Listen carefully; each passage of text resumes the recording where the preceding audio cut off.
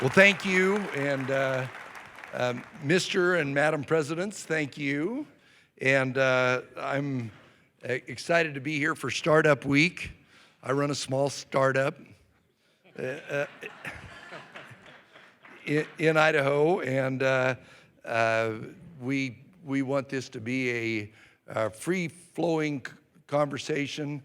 I told Kevin that I've changed all the questions around from what was sent out, but you know, this may be, to my knowledge, this is one of the first time this has ever happened, and this is a great venue for it because a lot of the people in this room are the ultimate customer for the product that these fine institutions are putting out. So it's good that you can hear from them and that they can hear from you. So I'm delighted to be here. I just, as I said, this is the first time I think this has ever happened in Idaho, and everybody knows I was across the street a little earlier, and I talked about, you know, what's important to me, and that's the fact that we create the best possible opportunity for our kids to thrive here, and more importantly, that the graduates of these institutions,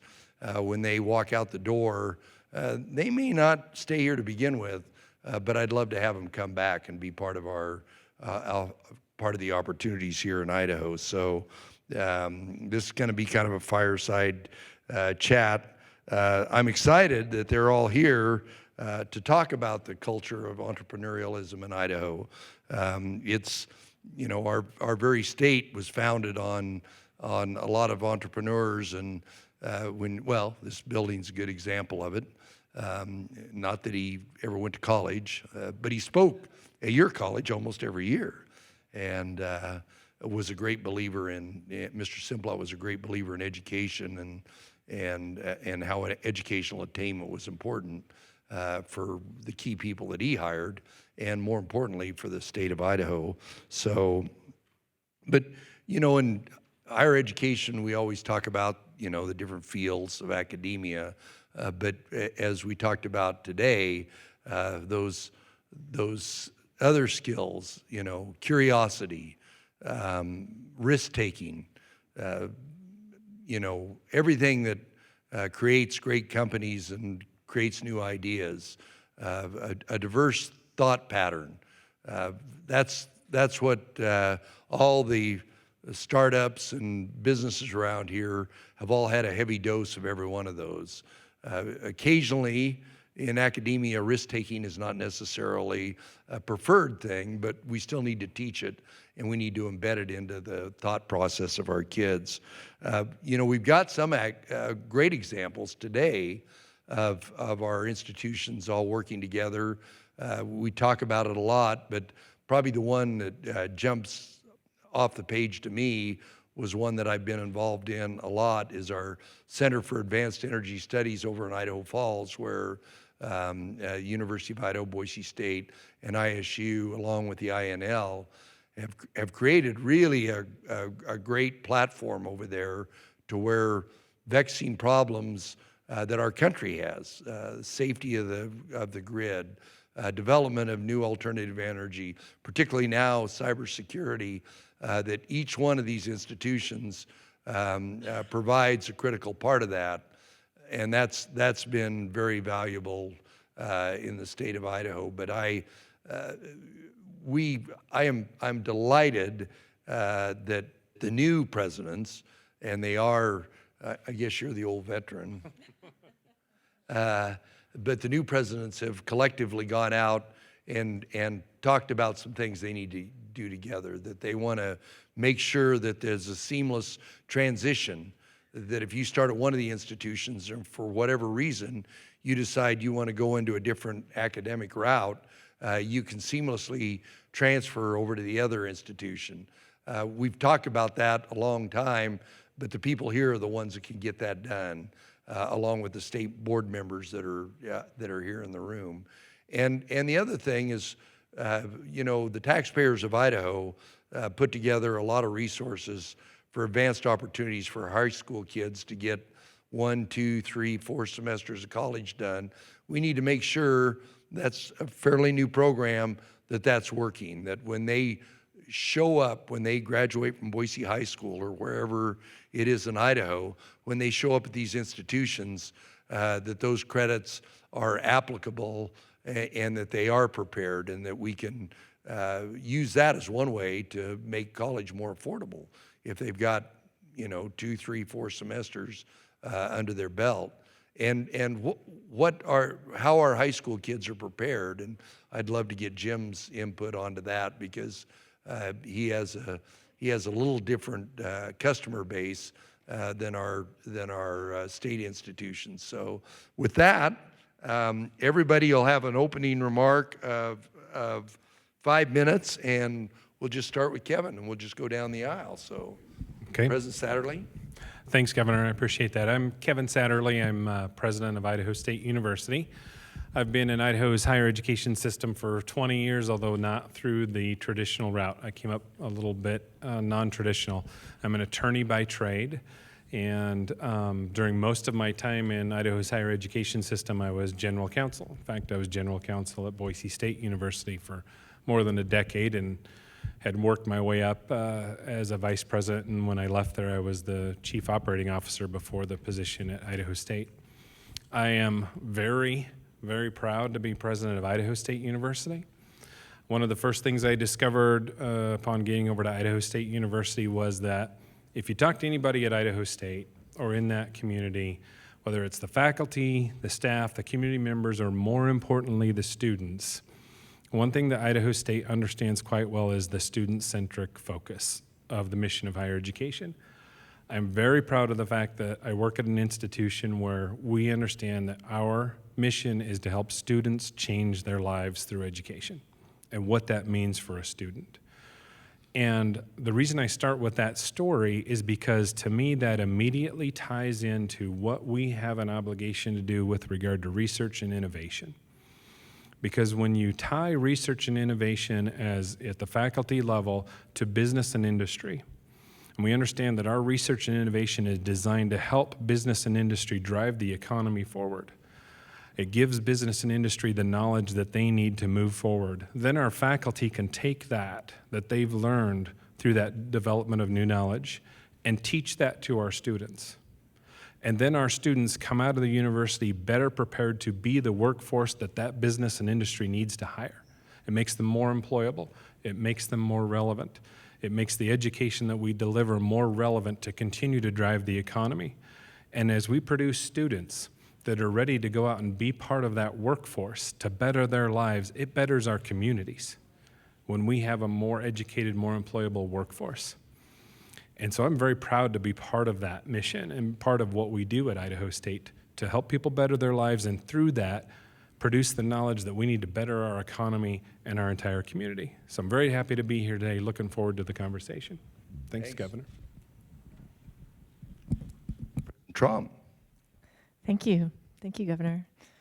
I'm so delighted to be here this afternoon and to look out at this room full of people who are looking for ways to advance the state and advance their careers. I don't know if oh, there we go. This is the rock star motion. That's what I needed to be doing all along. I'm going to talk briefly about two things. I came to Boise State in part because it's a little bit like a startup. And I had been at Arizona State for 6 years, and Arizona State has been named the #1 university in innovation in the nation 5 years in a row. It's this incredibly creative, innovative space. It's spinning off tons of businesses. It's thinking about how to do tech transfer in new ways, how to develop intellectual property in new ways. It's encouraging students at every level, in every college, and every major to think about entrepreneurship every single day. So it was an exciting place to work. And when I called President Crow because I was interested in this position, at Arizona State University, I said to him, what do you think about Boise State? And he said, I would go to no place else in the country besides Boise State. And it's an organization that's gone, I actually called a bunch of bodies across the United States that study higher ed and said, do you know of any other institution that's gone from being a junior college or community college to a research university in 50 years. And they said, we don't think anyone else has ever done it, period. So we're still searching to see if we can assure that that is the case, but it is an incredibly skyrocketing, innovative place. And it is nationally ranked as a university in innovation.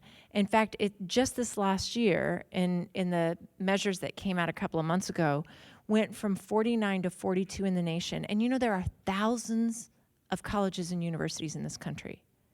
So it has been named the 42nd most innovative university in the entire country.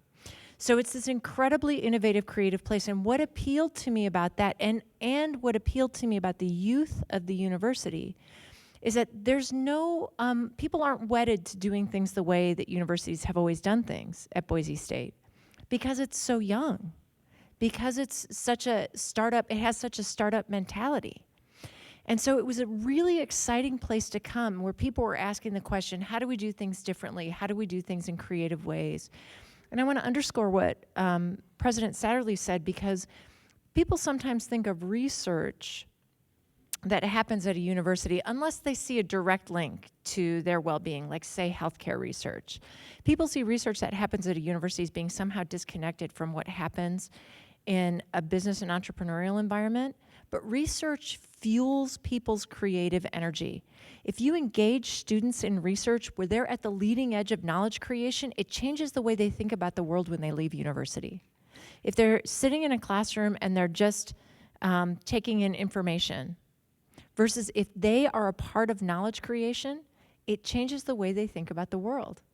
So research is an enormous part of that. And for me, this exciting landscape and the state of Idaho, which is a trailblazing state. I really appreciate what the governor said about that. We've been a trailblazing state founded by entrepreneurs. And so this is an environment where there's so much opportunity, there's so much possibility, there's so much excitement about the future.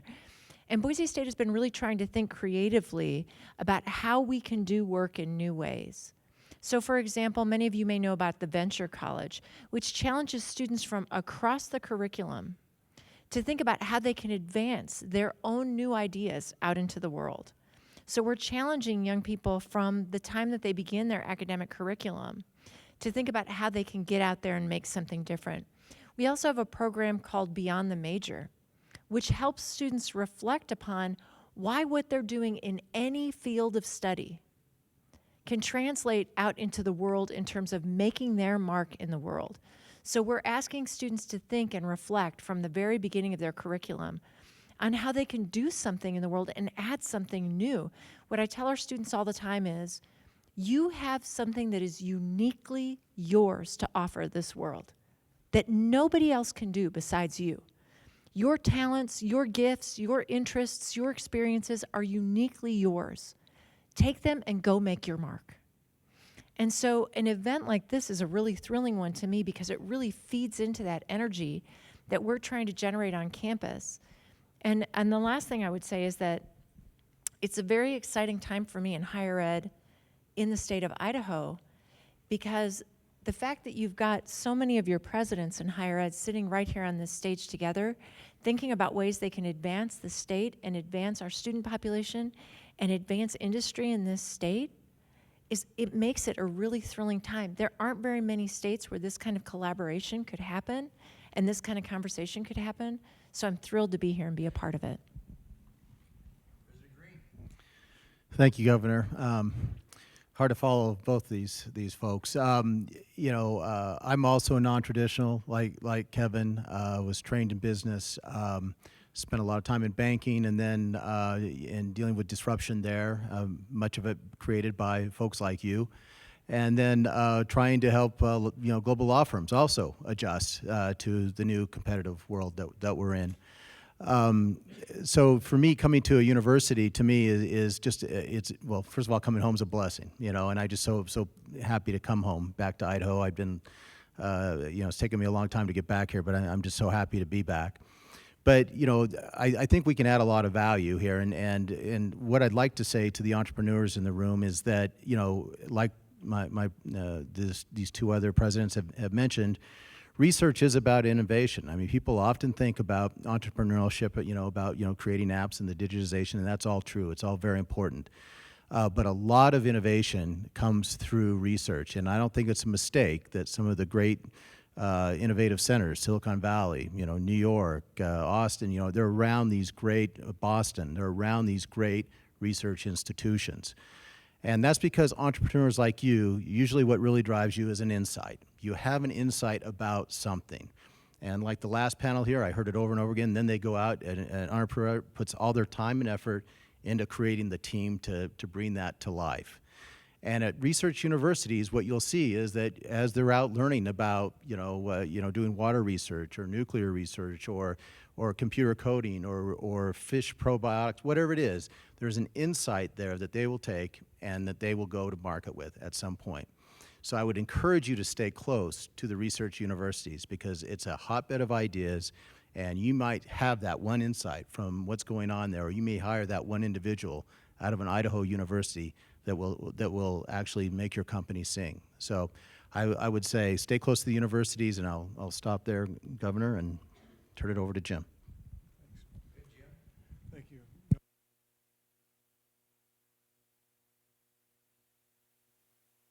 Guess I got to turn it on. There we go. So talk non-traditional. My last job was as a swim coach. So the normal path from swim coach to, and I'm also a co-president. My counterpart, Doug Brigham, is not with us today, but I got to say I think I'm the luckiest guy on the planet. And I want to tie this back to, it's great. We want to train people to go into the workforce. We want to train them to be assets to our community. We also want to train them to find a purpose and find a calling. And I'll jump around a little bit here, but I love the concept of STEM, but it's got to be STEAM. It's got to include the arts. It's got to include everybody up at this panel has some great technical skills, but they've also got those skills in the arts and in communication and in creative thinking and a broad-based basis of knowledge. There's a concept floating out there now about the useless class. I hate the term. I hate to hear about the useless class, but those are people that are going to get AI'd out of jobs. They aren't creative. They may go really deep. It may look good today, but we've got to train them to have multiple careers. Talked to a student today. She works just right down the street here. She is 3 years out of the College of Idaho. She is at the same place. She's had 4 different jobs, promotions each time. One in HR, one in technology, one in sales, one in risk management. That's the world we live in. Amazon, the companies were up here before. Count. Who could have conceived of Count a few years ago? It's a whole new world. Truck stop. Truck stop. I knew what truck stops were, but it's not what they are today. It's a whole different world. I want to come back to collaboration, and I'm flattered that these 3 institutions are wonderful to us. Little private College of Idaho. We partner with all of you. We have a PA program that's under the banner of ISU. We do a lot of research with and at Boise State. We do a lot with the University of Idaho. We travel up there for research conferences. We're under the umbrella of the Embry program. That's a research conference. Our students are doing collaborative research at the college and with other institutions. A couple other points I want to make. So if we've got to collaborate together, but our students have to collaborate. So I want to tell students to go out and conquer the world. They all have unique skills, but unless they learn that those unique skills won't go very far unless they know how to work in a team. Teams are how things get done today. I read anything, rarely does one single individual, you hear about Nobel Prize winners, they're always working collaboratively. We have to teach that, and that's not a skill we have done, we've taught very well in higher ed. You get grades and it's your grade, and we have to teach that skill, and so I think we're doing that well. The other point I want to make is diversity. Diversity and inclusion is a big deal, and it's been bounced around, and sometimes I think it gets misinterpreted. Idaho's always been about diversity and inclusion and welcoming, but we've got to continue to get better. At the College of Idaho, and none of you would believe this unless we get you to come over to the college. 88 different countries represented on the campus of the College of Idaho. To have a conversation today, I sat with a young man from Egypt, one from Kurdistan in Iraq. I can sit with a kid from Yemen. We've got 2 students from Ukraine. You want to hear about what's going on in Ukraine? I'll tell you from a student's perspective what they think. Those are fascinating conversations. 60% of our kids are Idaho kids. We're proudly Idaho, but and it's great for these international students, but it's better for our Idaho kids. They live in a world that it's shrinking. No matter what we think, they have to have a global mindset. They have to understand how to work across cultures. That's what's going to help us. And every study you can read about talks about if you want an innovative team, you find a diverse team. Lots of ways to slice diversity. It doesn't have to all be around ethnicity, and there's many ways. But I do think it helps tremendously to have this student body that we have that makes up almost 20% of our student body, along with 60% of our Idaho kids and about 13% Hispanic students. It's a great culture to be in, and I love going to work every day. One thing I'll tell you, if you're having a bad day, come visit any one of us. Sit down and have lunch with some students. I don't care how bad the news is of the day. You're going to find out that these students, they're optimistic, they're brilliant, they're kind, they have empathy. They will change the world. And to be in a role like I get to be in at 67 years of age, I'm loving it. I am having more fun than I've ever had, and I've always had a lot of fun. I see my friend Virginia back there. I'm having even more fun now, if you can believe that. So it's great to be with these guys, and so thank you. You, Jim, I thought the useless class was politicians, so that's kind of I'm glad to see it's not just us, so I appreciate that. Presidents, in 5 minutes, here's the question that they gave me. We know that higher ed plays an outside role in fostering cultures of innovation, from access to talent, to intellectual property, to research, and often being the drivers of public-private partnership.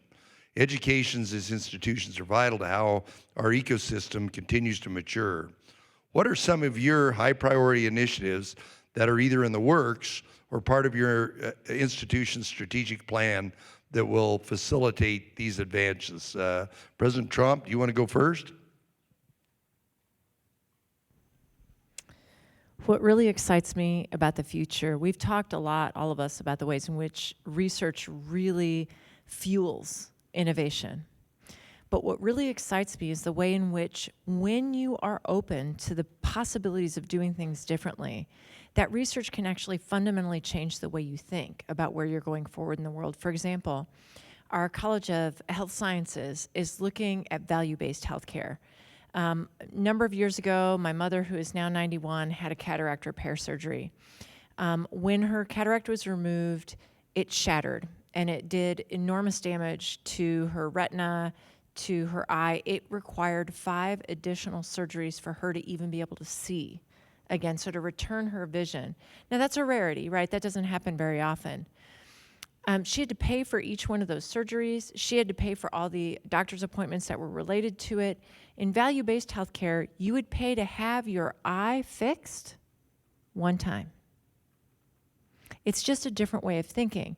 So there's research going on in our College of Health Solutions that's leading to different ways of thinking about business, that's leading to different ways about delivering healthcare, that's leading to different ways of practicing, and not just at the level of these conceptual models, but we've got folks, for example, in our Center for Biomedical Research working on cell matrix biology. I actually had to write this down so I would get it right. This is the 3-dimensional scaffolding that holds everything together in your body, so the stuff that connects the cells. And right now, we're understanding that that has different ways, that's going to provide us with different ways of understanding how to deliver medicine. The opportunities there for us in innovation are extraordinary. We have this incredible new facility at the Micron Center for Materials Research, funded in part by the largest philanthropic gift in Boise State's history. And we've got people working on the leading edge of nanotechnology, corrosion-resistant metals, and using DNA to construct new materials. So the kinds of things that are happening in the research enterprise are these incredible forms of fuel for what can happen in the world. But there are also really exciting collaborative enterprises, and I'll just mention one more. The place that a lot of the presidents have talked about the most is cybersecurity. We know that the way in which the world is changing right now, in terms of technology and the interfaces we have with technology, are demanding that we think differently. My son got on my Instagram account. He's 17. And he said, "Mom, I want you to take down these pictures of me." And I said, "Oh, honey, but they're these pictures of you when you were little, and they're so cute." And he was like, "I'm curating my social media presence." So my 17-year-old thinks differently about social media than I do. But that's partly because the world is changing. And the way we engage technology is changing. I don't carry things on paper anymore. I have my iPad, my phone, and the way we interface is changing. So if we if we can work together, if we can take all the universities in the state, all the programs in the state, and we can work collaboratively and pool the incredible vision and genius and creative work that's happening on all these campuses, talk about an incredible impact of clean industry in the state of Idaho, where we can be national and global leaders. So there are so many opportunities, and those are just a few I'd mention. I can't run an iPad or a microphone, so I'll get my abacus out and figure how much time we've got left. President Green. Yeah, thank you. We do over $100 million of research every year, and so I could probably spend the whole 5 minutes just talking about all we do. But frankly, we're really focusing on some of the things that we think can be most impactful, to the state. And right now, and you probably see it in our rivers. If you've ever been down to Twin Falls and Magic Valley and seen the Snake River, water is a critical one. And there's just we're doing important work there. We've got a clean water machine that we're testing within industry, and to me, it's just important that we're in a way that we can actually improve the health of the planet. Aquaculture, we are finding efficient ways to raise fish and using different kinds of feed and probiotics that will feed the world.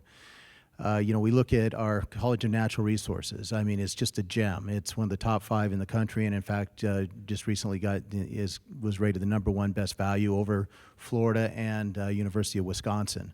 They have a virtual machine, so they can actually understand extreme weather patterns. They can predict patterns of wildfire. It's incredible what our CNR can do. We also are using virtual reality to do things like study autism and really understand how these kids are perceiving things and really understand much better about how to treat those. We can go inside a nuclear reactor virtually, where humans can't go. I mean, it's amazing. So, again, there's just a lot of technologies that have real world impact. And the question is, for me, the delivery system. How do you get the right research to the right channels that they actually become marketable? And that's where you all can help. I mean, you're the entrepreneurs. You kind of understand where this is going to go. We've got 2 busloads of kids coming down here later this week for the pitch competition. I can't wait. It's one of the favorite things. Out of these things, in the past has come starchless potatoes, which that technology was sold to Simplot.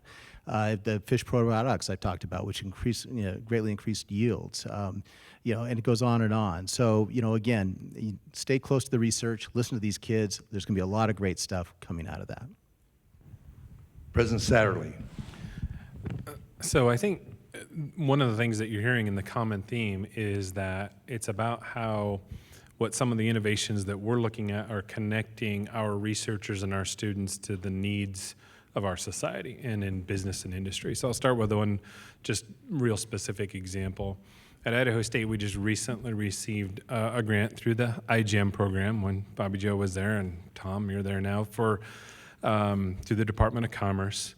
And it is one of our researchers who is working with manufacturers in the Magic Valley who use robots in their manufacturing. And what our researcher is doing is developing virtual reality technology so that the executives and the managers of the plant can look inside their robots using virtual reality. So what that means is if there's ever a problem with the robot, they can actually use the virtual reality to look inside and find out what the problem is without having to shut down the manufacturing. So that they can see, is it a coding problem we can fix remotely, or is it something that has actually gone wrong inside the robot? And then if that's the case, Then when they do go, they've already seen inside the robot, seen exactly what the problem is, and they're able to go immediately and fix it, thus decrease the amount of time they've lost production. That's how we tie that type of research directly to how business and industry gets better. And so that really becomes what we're doing at Idaho State University. It's how do we tie what we do in research to help business and industry in our community, help our economy continue to move forward. And the one that's probably most important, I think, to talk about is the relationship that Idaho State has with the Idaho National Lab, right? We all hear about the INL in Idaho, and we hear a lot about it, but let me put it in a perspective. United States of America, we have 50 states across the country, we have 325 million people across the country, but the United States of America federal government sponsors a total, in the entire United States, 17 national research laboratories. There are only 17 in the whole country. And one of them is here in Idaho, and one of them is literally sharing a campus with President Green and I. The University of Idaho and Idaho State University share a campus that is adjacent to and part of the Idaho National Lab. And Boise State has joined in the Center for Advanced Energy Studies in that campus.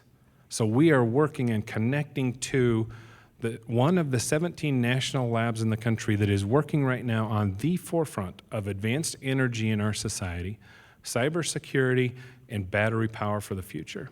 Those are technologies that are going to drive our economy forward. And so at Idaho State University, the fact that we can collaborate with that level of innovation and industry that's coming out of there.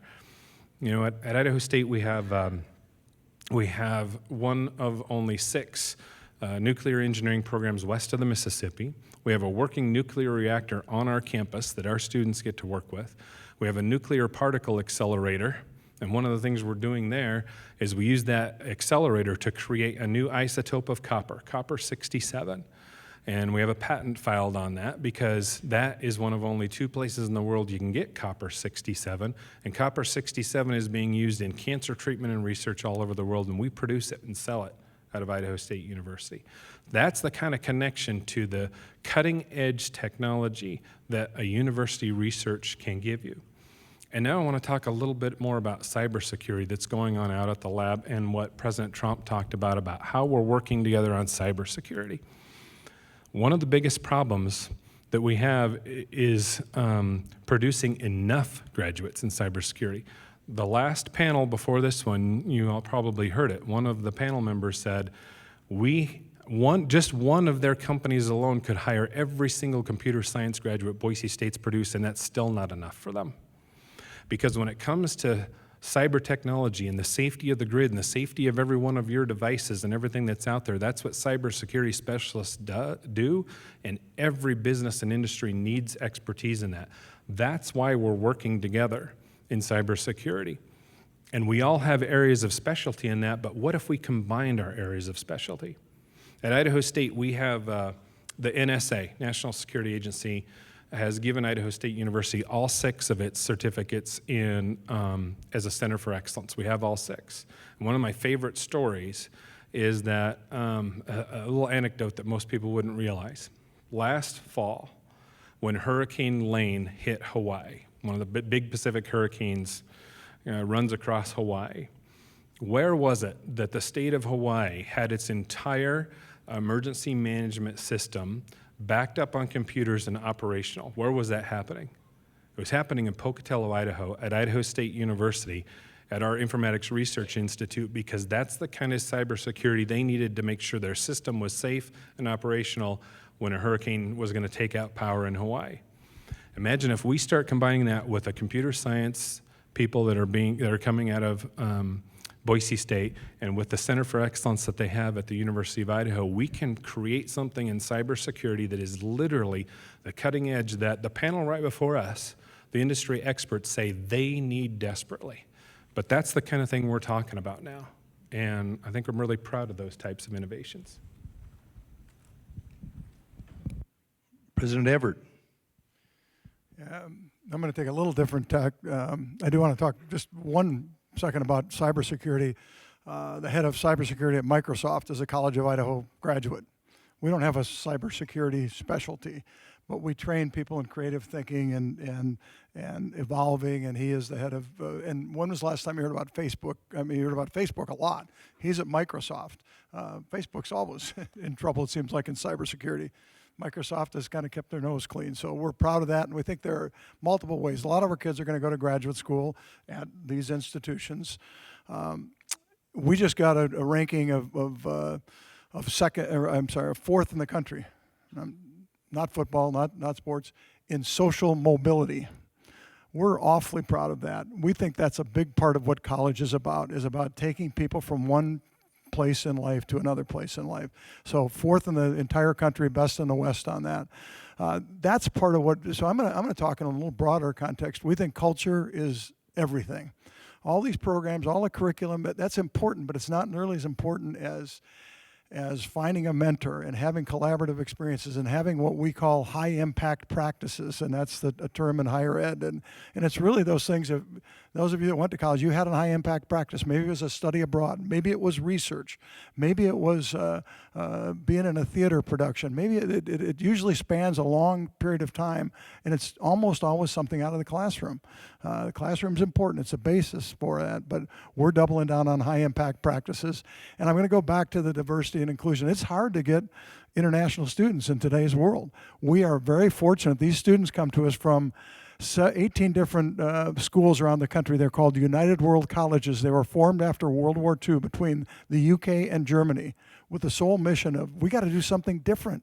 We have to get students together. Each one of these schools has probably about 100 countries represented, 200 students, an international baccalaureate curriculum, and they then get to choose 100 schools around the country. Princeton's one of them, Middlebury's one of them. We have the most students of any place in the country coming to the College of Idaho. I'm darn proud of that. And Idaho, that doesn't always have the reputation of being the most welcoming state, they're here because we are welcoming. Every one of these institutions is welcoming. They come with a $25,000 scholarship from a single donor, a guy named Shelby Davis. Shelby is a very conservative, politically, he's very conservative. He understands the power of getting students together. So he will write a check this year, and he'll write one next year for $54 million to send students to one of these 100 schools. On top of that, he creates a scholarship for peace projects, supports these United World Colleges. His bet on the future is on students and on bringing diverse students together, bring them to the United States, knows that the students here will benefit just as much as those students from other countries. That is the world that we are not just headed into, we live in today. Well, actually, you all touched on it a little bit about the power of collaboration, and I'm going to change this up a little bit because you each, what should you do, and what should the state do, and what should entrepreneurs do to foster more and better collaboration? I know that you've made some announcements, the three of you in particular, but what hurdles are there that we have for collaboration? I know you've heard me say this when we first started K's. You always hear about, oh, everybody's collaborating and get along, and I was down there, and Howard, who was running the facility there, I said, you know, these guys are really serious. These ISU guys are getting along with the BSU guys and get along with University of Idaho guys, and Howard said, you know, collaboration's a contact sport, and it always takes a little, it takes a little inspiration. But what can the people in this room do, and what can the state do to facilitate the next great collaboration that we have in the state of Idaho? And this is a 3-minute. Actually, you got a little more than that, and we'll start with Kevin. Well, I think, you know, the first thing, so I'm very fortunate to work with my fellow presidents this year, and I think the next step in our collaboration is reaching out to some of our private school counterparts, and you know, as Jim pointed out, right now the physician's assistant program at College of Idaho is run cooperatively with Idaho State University on a health science mission. I'm fortunate to be right now chair of the President's Council, the President's Leadership Council that the State Board of Education has, where we're talking about that level of collaboration. It's all 4 of the community college presidents, all 4 of us as the 4-year publics and the head of career and technical education for the state of Idaho. And we've spent a lot of time in just the last few months talking about that level of collaboration, how we're going to work together.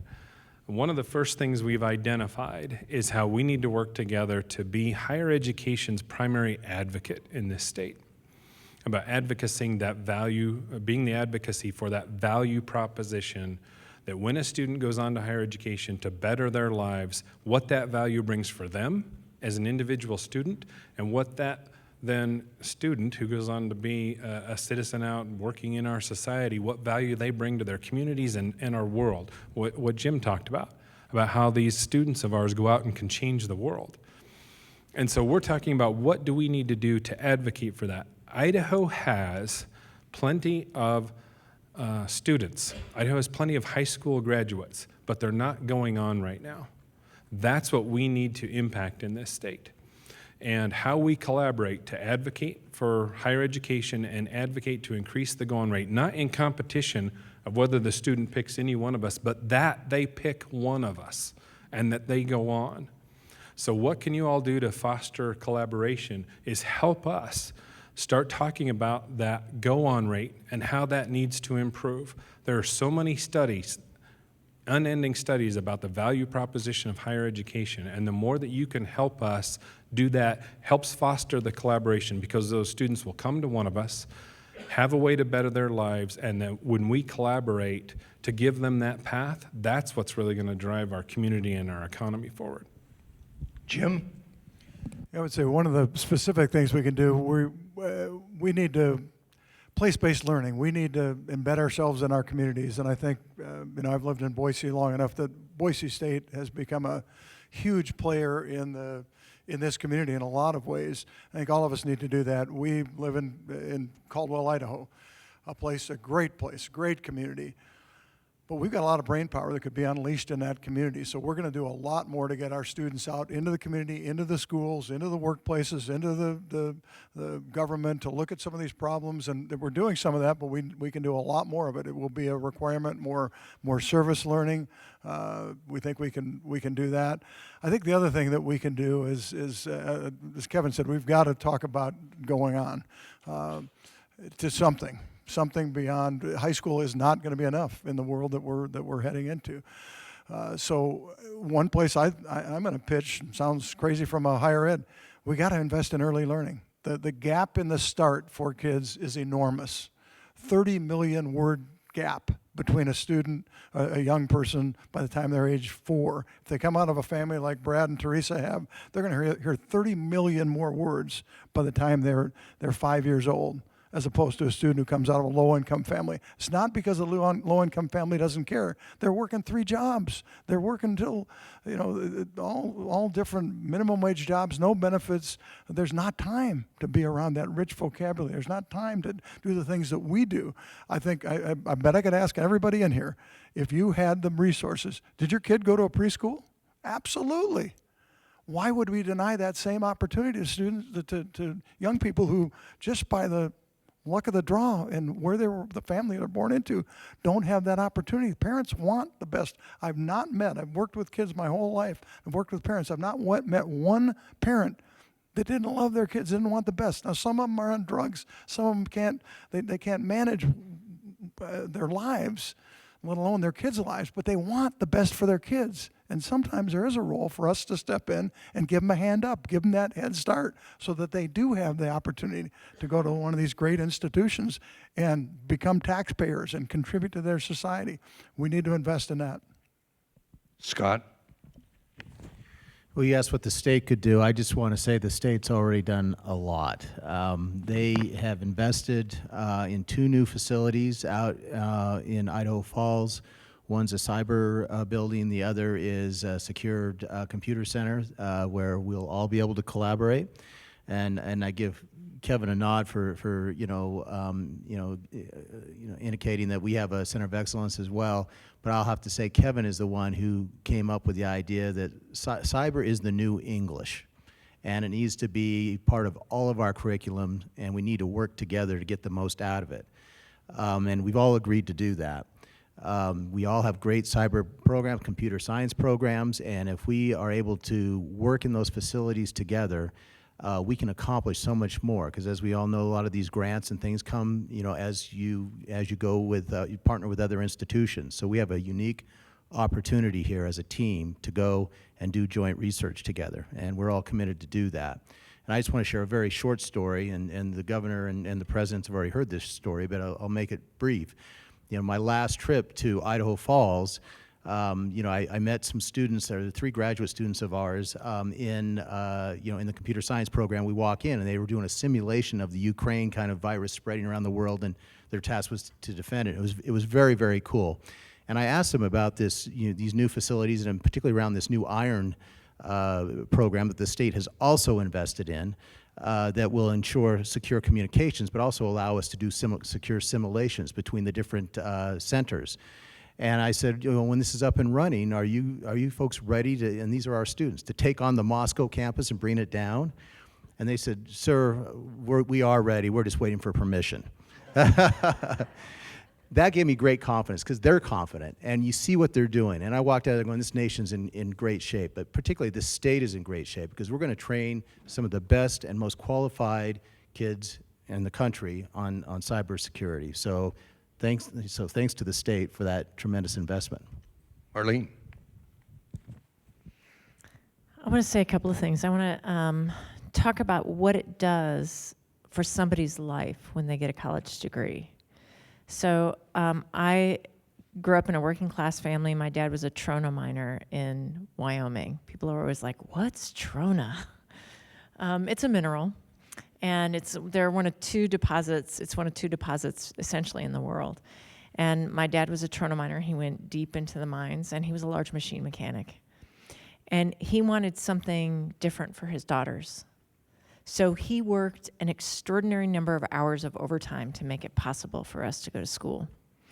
And what we know from research, and a lot of times people don't know this, we're in a moment where there's a lack of faith in higher education and the impact that it has.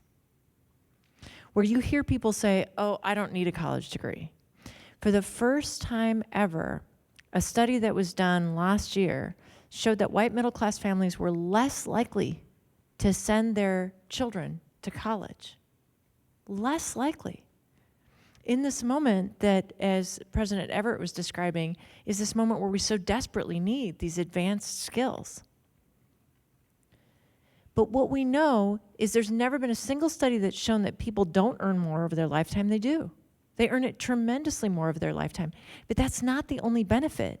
It benefits the economies of the states in which those students go to school. Students who graduate from college spend more time with their families and give back more in terms of service hours to their communities.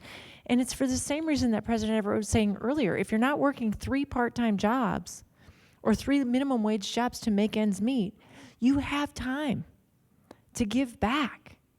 It changes the entire landscape of a state when people get their degrees. So this go-on rate that President Satterley was talking about, it's so critical for us to advance and influence that so that we can make the kind of impact on the state that universities are capable of making.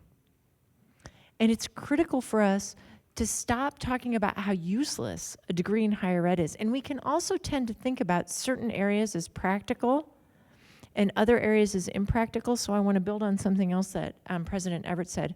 We don't train people in content areas. We train people to think. Technical education that can be done in a matter of months, technical education is different from teaching people to be innovators, thinkers, creators, and it doesn't matter what your degree area is.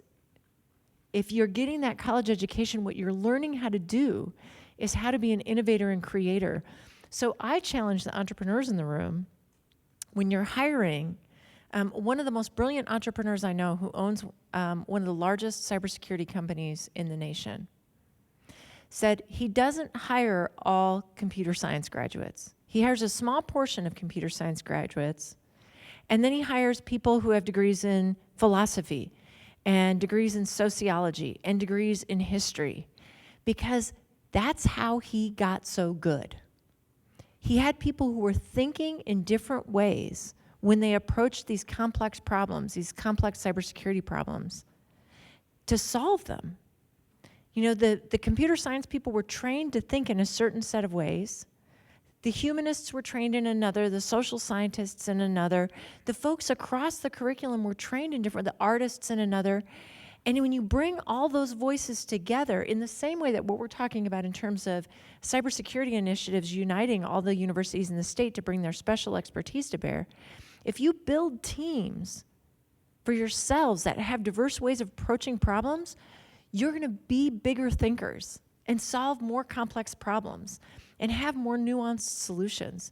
So part of what I'm excited about is challenging you to think about not just hiring in a technical area, because if you're hiring someone who's trained in accounting at a university, they're not just trained to crunch numbers. They're trained to think in broad and deep and rich ways about problem solving. The same is true for any academic area. And when you hire those people and when we train people, it changes the future of the state, it changes people's lives so they go out and change the world. Thank you, Marlene. We got about 10 minutes left. So I want you to all end, and I never like to have one of these without an action item. And I guess if you would just go through in just a few minutes about what action you and your institution are going to do and what action you want the people in this room to do to advance all the incredible things that you talked about up here. So it's action time. So Jim, do you want to start? Couple minutes? Yes, we're not a state school, so as a private institution, one thing I guess I would say is I want to express gratitude. I've been here. I wasn't born in Idaho, but I've been here for more than 40 years. It's home. It's the best place on the planet. It's a state, and Marlene, you hit on it. We can get things done. In a couple of calls, you can connect with the governor. It's the governor, but it's also Brad. What other states do you have that kind of relationship where you can walk in, and if he's in the office, you'll get met at the door by Claudia, and then you'll get, and she'll ask how you're doing, and then you'll get invited in if Brad's there, and if he has time, he will come out and visit with you. That's a state where we have tremendous possibility. Try that in California. Try it in New York. It isn't going to happen.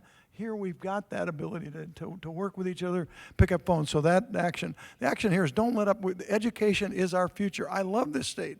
The only thing that would cause me to move from this state is if we just can't create the environment for our kids to be able to stay here and have the kind of lives that we've had. And the only way we're going to do that is to double down on education. It is the most important thing we can do, and it can't just be at our level. We have to have a pipeline to get those students to go on. We have to create an urgency around this, that it is the action. And then we've got to embed ourselves in our communities.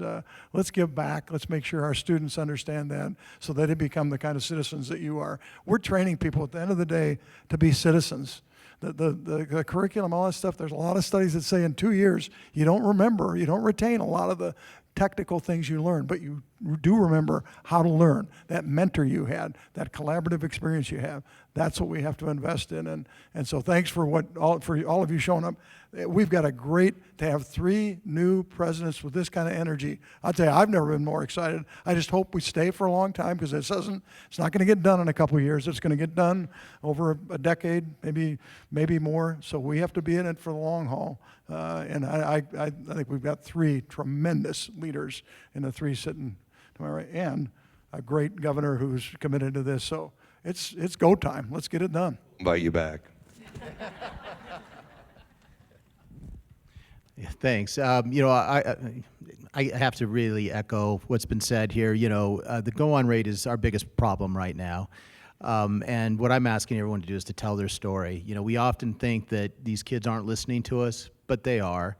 And the fact is, a higher education will make you healthier, wealthier, and wiser. All the studies show you'll live a longer, more healthy life, happier life. You'll make over almost $1 million more over your lifetime in the state of Idaho. And you'll be more involved in your community and actually pay more in taxes as well. So it's good for everybody. It's good for everybody. So, I would say, tell your story, tell how it elevated you, and let's get those kids there. It's important. It really is. And people do listen, particularly to the entrepreneurs in the room. And I'd like to just finally bring this full circle back. Again, we're having a pitch competition at the end of the week. We're going to have students there from all walks of life and educated in many different ways, from the liberal arts to the sciences to business, come out and support them and maybe get inspired, right? So please, this is a great forum. Come out and support it all week. Thank you. I'm going to commit to doing a couple of things. What we're trying to do, what all of higher ed is trying to do around the nation right now, and what I have seen our presidents in this state work so hard to do, is to figure out how do we meet students where they are. When you have young people who've had a computer in their hands their entire lives, they're literally neurologically wired differently than I was. And so we've got to think about how we're delivering education in a way that meets them where they are so they can be successful and they can really thrive. And one of the other ways that I aim to do that with BSU is because I grew up in a rural community in Wyoming. You know, people keep calling it rural, and I'm like, 7,000 seemed so big in Wyoming. So big. We were one of the big, we were 4A sports there. We were big. Because I have I know what kind of talent is in those communities. The young people that did go on from my small town, Green River, Wyoming, are judges, surgeons, anesthesiologists, government officials, but there were just a handful of us. So I want to go right into those communities and find those young people and churn that talent out here to you all. Because there are so many talented, gifted young people in this state who aren't going on for their education. And I'm committed to learning and figuring out new ways to do that.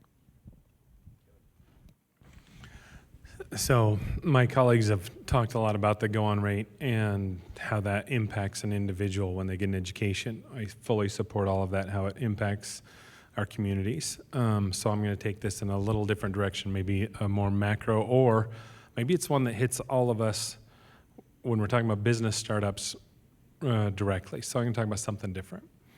Over the last 3 years, the United States economy has been going very well, and I think everyone would say, yeah, it's been nice to have a good economy for the last 3 years. On average, over the last 3 years, the United States economy has grown by about 2.5% a year. It's some quarters it's been up to 3.5, but in some it's below 2, so average is about 2.5 over the last 3 years. Now think about this. What if we could produce an economy that could, over the course of a sustained 20-year period, grow at almost 4% a year? What would that feel like? Because we're all really happy. We've had 3 years of a 2.5%. What if we could do 20 years of almost 4%? Well, why do I say that? Because if you ask any economist, they will tell you that during the post-World War II years, for 20 years, the United States had a sustained economy of almost 4% growth a year for 20 years. And how did that happen? And every one of those economists will tell you that one of the biggest driving forces of that time was the GI Bill. When we took an entire generation of Americans and we first asked them, go out and save the world.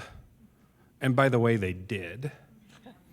And then when they came back, we said, we are going to put you through college in a way that's never been done before. At a low cost or free, we're going to put the masses of America through college. And college will no longer be for the privileged few. And in that same 20-year period, as the economy grew, the enrollment in higher education in the United States grew every year along with it. And that means that all of the research, all of the technology, all of the industry-driven things that came out of that period were driven by those students who were driving into higher education in numbers like never had happened in history. It transformed this nation from the sleeping giant pre-World War II, the isolationist nation, and turned us into the largest economy in the world. It set a standard that is truly the American way, which is that we are the leaders in education. We are the leaders in science and technology because the masses of Americans went on to higher education. And pick any one of the things we take for granted right now: air conditioning, modern water purification, artificial limbs, communications that we all carry with us, satellite communications. All of those came out of university research labs during that period when the nation was investing in research, innovation, and putting more students into college. My call to action, that's what we need in this state, in this nation, is a commitment to being the leader in the world in education, in science and technology, and it starts and it happens when the nation and the state is committed to having more students go to college and more research and innovation going on in higher education. That drives the economy. That's what we need to commit to. Well, I am very impressed. We're right on time. I am incredibly impressed. But to our president's panel, thank you very much. There were some action items in there. To Boise Startup Week, thank you very much for having us, and enjoy the rest of the conference.